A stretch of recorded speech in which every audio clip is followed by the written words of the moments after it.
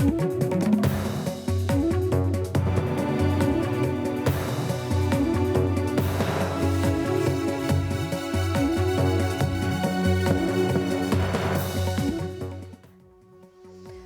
Prime time में मैं कादम्बिनी शर्मा हूं आपके साथ। बीएसएफ के एक जवान का वीडियो वायरल होने के बाद अब कई सवाल उठ रहे हैं। इन जवानों को दिए जाने वाले खाने पर सवाल हैं, जवान के आरोपों पर, बीएसएफ के अनुशासनहीनता की बात पर और कुल मिलाकर इस बात पर कि आखिर बार बार इस तरह की बातें सामने आती हैं। कुछ तो ऐसी समस्या है जिसका हल नहीं किया जा रहा। इसका जिम्मेदार कौन है? हो सकता है आपने ये वीडियो देखा हो, लेकिन एक बार जरा सुनते हैं इस जवान की बात। फिर से देखिए ये वीडियो। मैं अभी सुबह का आपको नाश्ता दिखाता हूँ। ये जले हुए पराठे सिर्फ और चाय का गिलास, और कुछ नहीं, ना अचार, ना जाम, ना बटर, कुछ नहीं। बीएसएफ के कांस्टेबल तेज बहादुर यादव का ये वीडियो वायरल हुआ तो हलचल मच गई। ये वीडियो 26 लाख लोगों ने देखा और 1.5 लाख से ज्यादा लोगों ने इसे शेयर किया।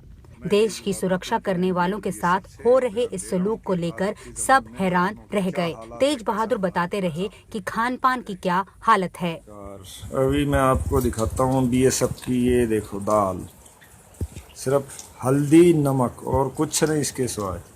10 घंटा ड्यूटी जवान करने के बाद ये दाल, ना इसमें प्याज है, ना लहसुन अदरक नहीं। कंटिन्यू 10 दिन से यही दाल और ये रोटियां देखिए आप। ये हालांकि इस दुस्साहस की पहले कीमत तेज बहादुर को अपने तबादले के तौर पर चुकानी पड़ी। उन्हें नियंत्रण रेखा से पुंछ के बटालियन मुख्यालय में भेज दिया गया। गृह मंत्रालय ने भी इसकी जांच के आदेश दे दिए। बीएसएफ ने गृह मंत्रालय को भेजी अपनी शुरुआती रिपोर्ट में कहा है कि मामले की जांच आईजी स्तर के अधिकारी करेंगे। जांच की निष्पक्षता बनाए रखने के लिए तेज बहादुर को दूसरी यूनिट में भेज दिया गया है। मेस कमांडर को छुट्टी पर भेज दिया गया है।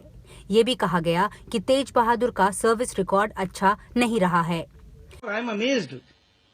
DIG had visited his location. He had asked everybody, including him, on 6th, and there was no such complaint.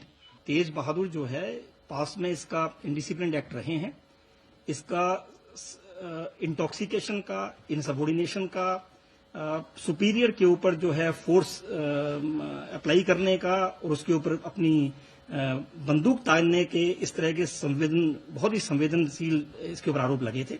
इसका कोर्ट मार्शल 2010 में हुआ था। इसकी फैमिली को ध्यान में रखते हुए, बच्चों को ध्यान में रखते हुए इसके ऊपर जो है लीनियंट व्यू लिया गया और इसको जो है सर्विस से डिसमिस ना करके 89 डेज आरआई दे करके इसको जो है सर्विस में रखा गया। इस बीच सभी अर्धसैनिक बलों के मेस कमांडरों की बैठक हो रही है। सरकार हर चीज, हर सामान हमारे को देती है, लेकिन उच्च अधिकारी सब बिक्री करके खा जाते हैं। जवान बताते हैं कि उन्हें खाने के लिए महीने में 2900 रुपए यानी रोज 95 रुपए मिलते हैं।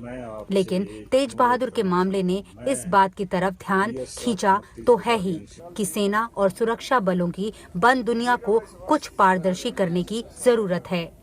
ये मसला सिर्फ एक जवान का नहीं है, बल्कि उन सब जवानों के लिए बहुत अहम है जो बड़ी मुश्किल हालात पर नौकरी कर रहे हैं और देश के लिए अपनी जान भी गंवा रहे हैं। अगर इस वीडियो में कुछ भी सच्चाई है तो इसकी तह तक जांच की जानी चाहिए और सच्चाई जो है सामने आनी चाहिए। नई दिल्ली से नीता शर्मा, एनडीटीवी इंडिया के लिए। लेकिन बीएसएफ का जवाब भी आया है इस वीडियो के ऊपर, और बीएसएफ का जवाब भी आपको हम बताते हैं क्या है। उन्होंने कहा है कि 20 साल में इस जवान की 4 खराब एंट्री रही। जवान ने पहले भी अनुशासनहीनता, बदसलूकी की। जवान वरिष्ठ अफसरों से झगड़ चुका है। प्रमोशन न मिलने से शायद वो निराश था। 2010 में कोर्ट मार्शल होने वाला था। परिवार को देखते हुए ऐसा नहीं किया गया। कुछ चौकियों पर सर्दियों में सिर्फ डब्बाबंद राशन ही मिलता है। अफसर पहले भी इस कैंप पर गए, कभी शिकायत नहीं मिली। इस जवान की मंशा शायद कुछ अलग थी। जांच का आदेश दिया गया है। आरोप सही पाए गए तो कार्रवाई होगी। जवान को दबाव से दूर रखने को कहीं और भेजा जा रहा है। तो ये सारी चीज़ें यहाँ पर कही गई हैं और इस पर खास चर्चा के लिए हमारे साथ मेहमान इस वक्त मौजूद हैं। दिल्ली स्टूडियो में हमारे साथ आर.के. भार्गव हैं, पूर्व डीआईजी हैं बीएसएफ के, और हमारे साथ रणवीर सिंह हैं, रिटायर्ड जवान हैं। सबसे पहले तो मैं जानना चाहती हूँ कि जिस तरह से बीएसएफ का जवाब आया है कि ये अनुशासनहीनता का मामला है और ऐसा नहीं होता, डब्बाबंद खाना भेजा जाता है, ये सारी चीज़ें हैं, आपका अपना अनुभव क्या है इस बारे में? हमारा अनुभव मैम ये है कि ये जो जवान ने जो ये बात कही है, जो इसने खाने के बारे में जो सारा कुछ दिखाया है, ये अक्सर ये घटनाएं घटती रहती हैं। वो बात दूसरी है कि आज मोदी साहब का डिजिटलाइज युग आ गया है, तो ये चीज़ जो है देश के सामने आई और जवान ने अपना दुखड़ा जब सर से जब आपके गुजर गई तो तब उसने ये जो है ना, ये अकेले जवान की नहीं, ये लाखों अर्धसैनिक बलों में, बीएसएफ में ही नहीं, अदर फोर्सेस में भी ये चीज़ें अक्सर होती रहती हैं।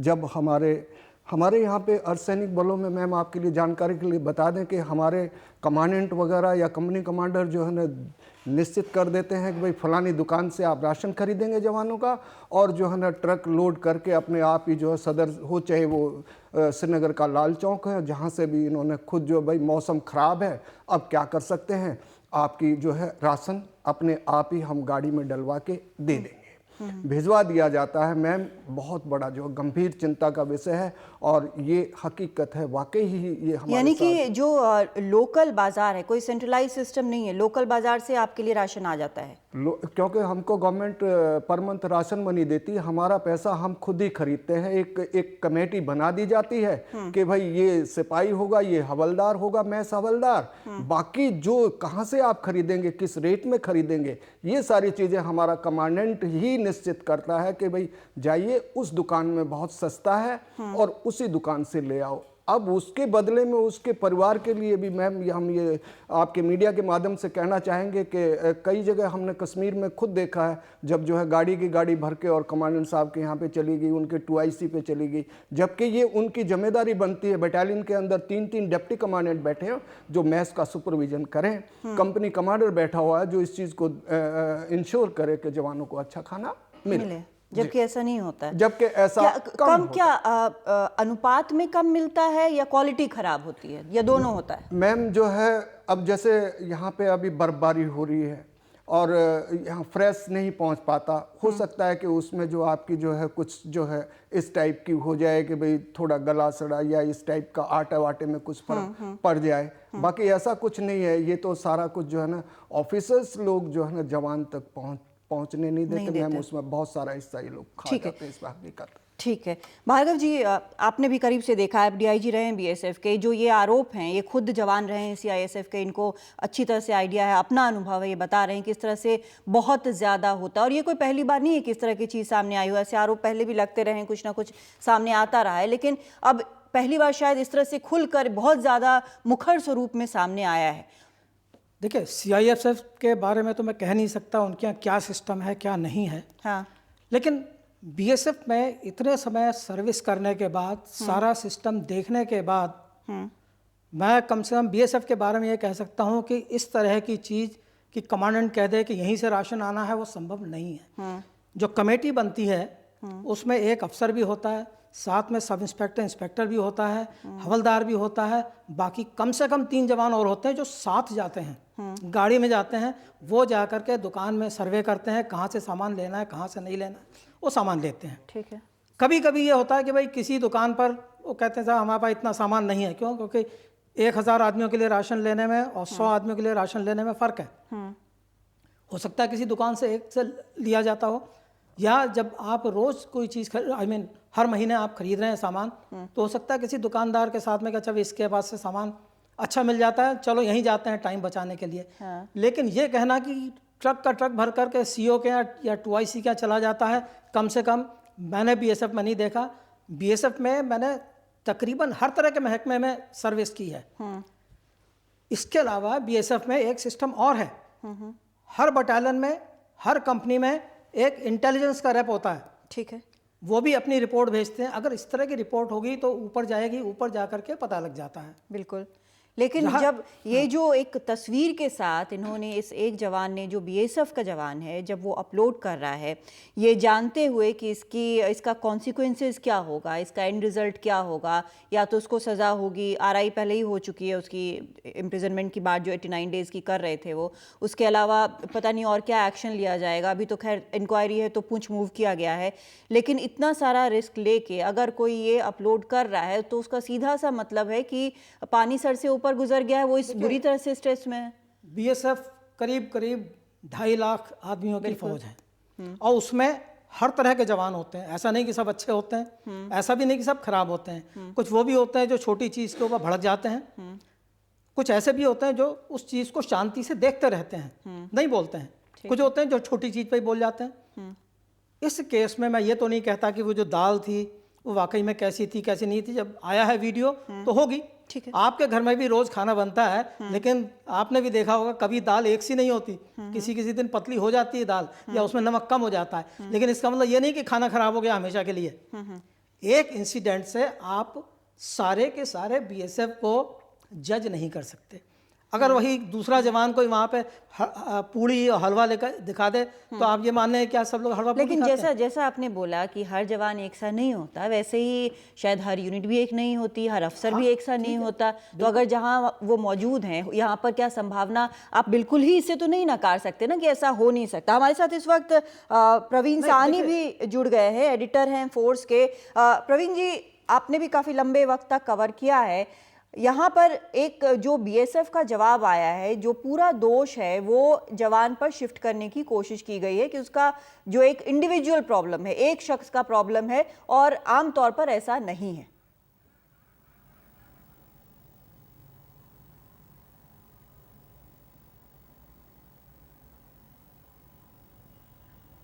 प्रवीण साहनी जी, आपसे जानना चाहते हैं सवाल का जवाब कि ये पूरा जो शिफ्ट किया गया है, ब्लेम जवान पर ही शिफ्ट किया गया है कि उसका एक अकेले का ये प्रॉब्लम है, और क्योंकि ये अनुशासनहीनता का मामला है।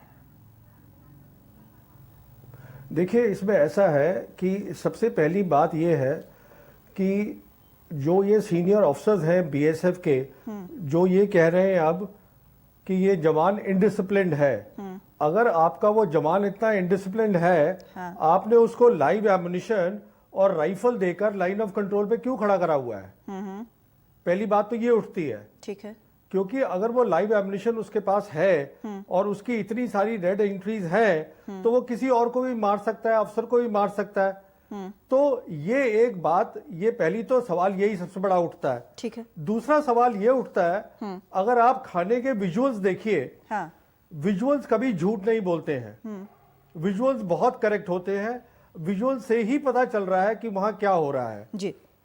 अब मैं ये नहीं कह रहा हूं कि जो जवान कह रहा है वो ठीक है या गलत है।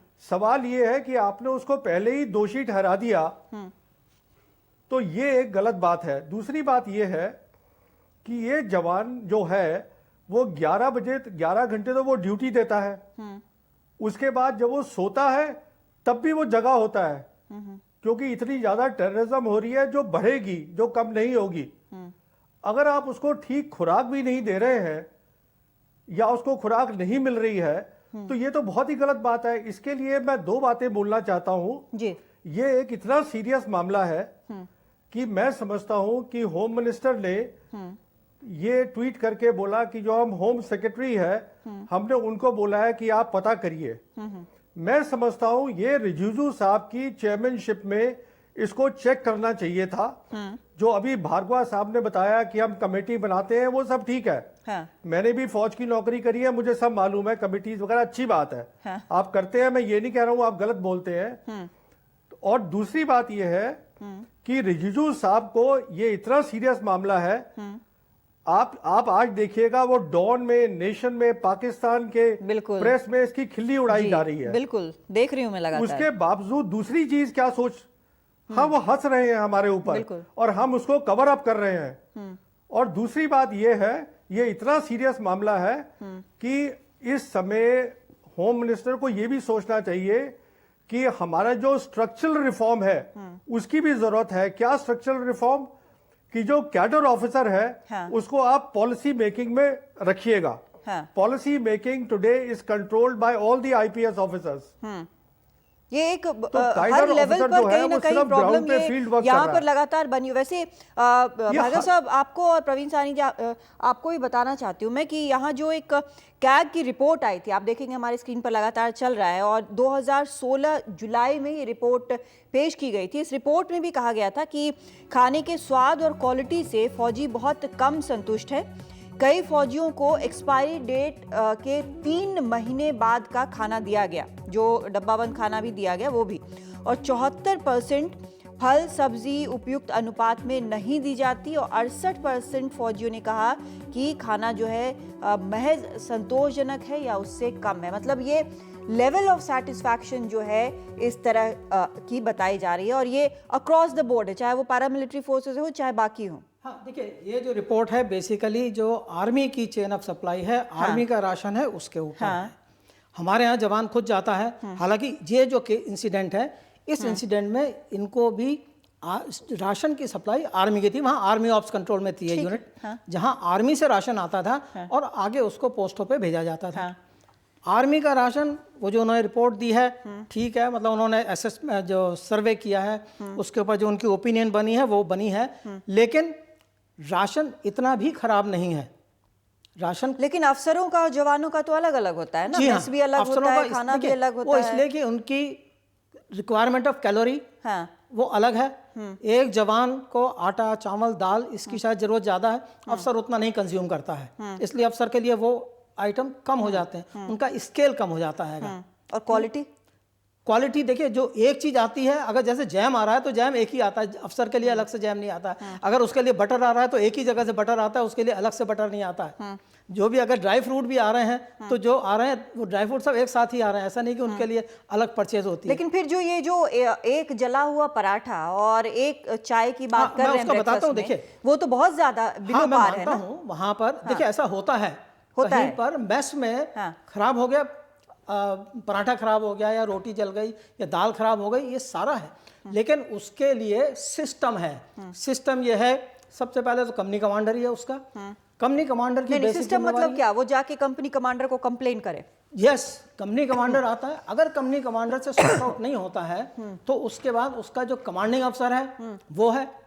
इसके अलावा भी बीच में मान लीजिए कोई नहीं सुनता है तो वहां पर रेगुलर सम्मेलन होते हैं, जिन्हें हम सैनिक सम्मेलन कहते हैं। दीज आर ओपन फोरम, जहां पर कि आदमी अपना कोई भी उसकी अगर शिकायत है पर्सनल या जनरल, वो उसको एक्सप्रेस कर सकता है।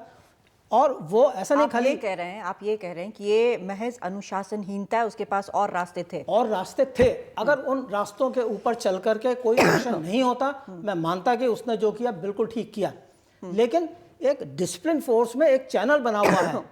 अगर मान लीजिए बॉर्डर पे कोई इंसिडेंट होती है तो वो कमांडेंट छोड़ करके सीधे डीजी को या जो होम मिनिस्टर तो नहीं कहेंगे कि भाई तुम ये जाकर के काम करो।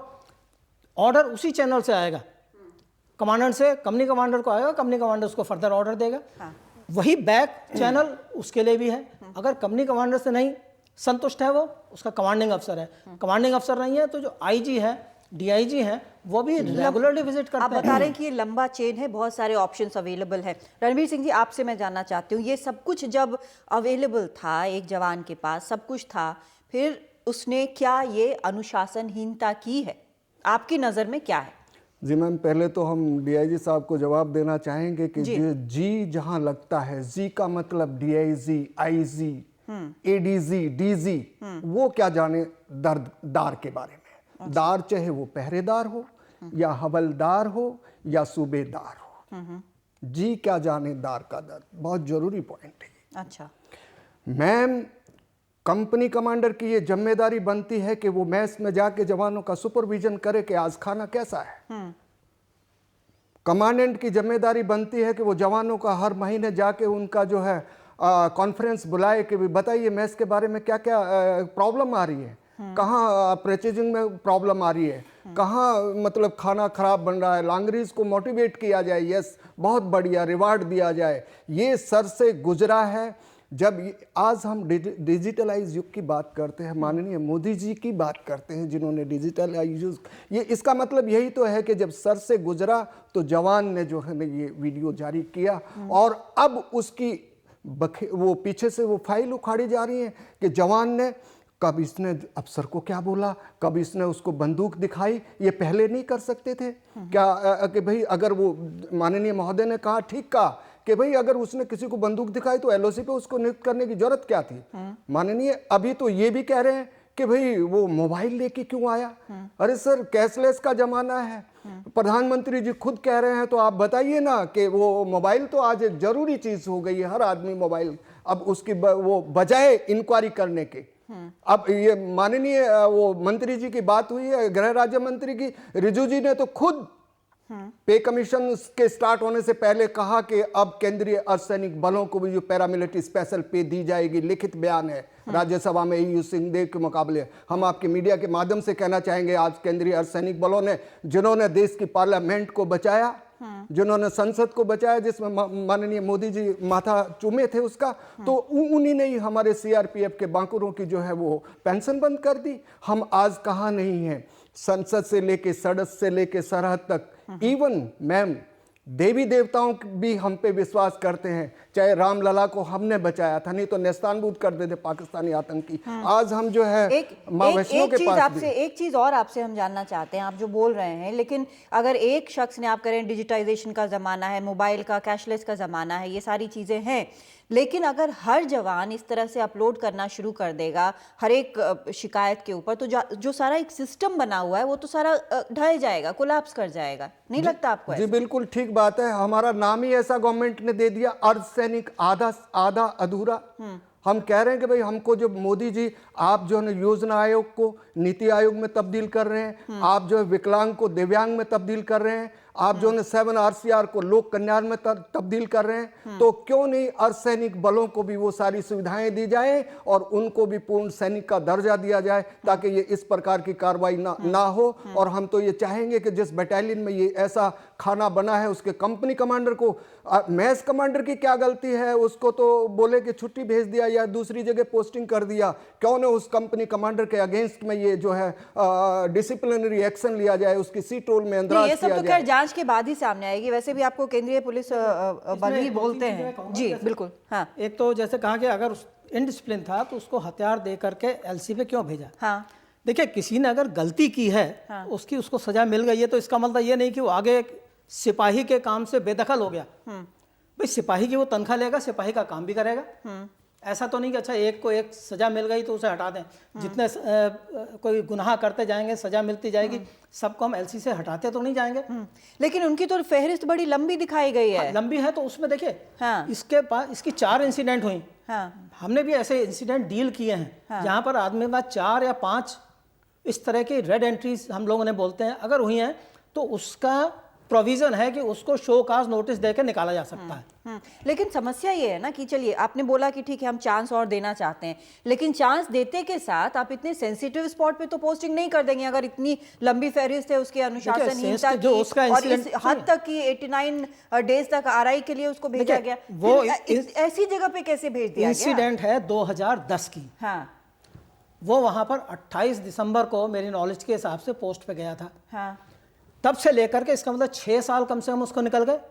अगर 6 साल में भी हम ये सोचें कि वो अभी भी उसी तरह से वो गुनाह करने के लिए तैयार रहेगा, तो फिर सारे जवान जो है वो नाकाबिल हो जाएंगे। और सबकी फहरिस्त इतनी लंबी होती है जी?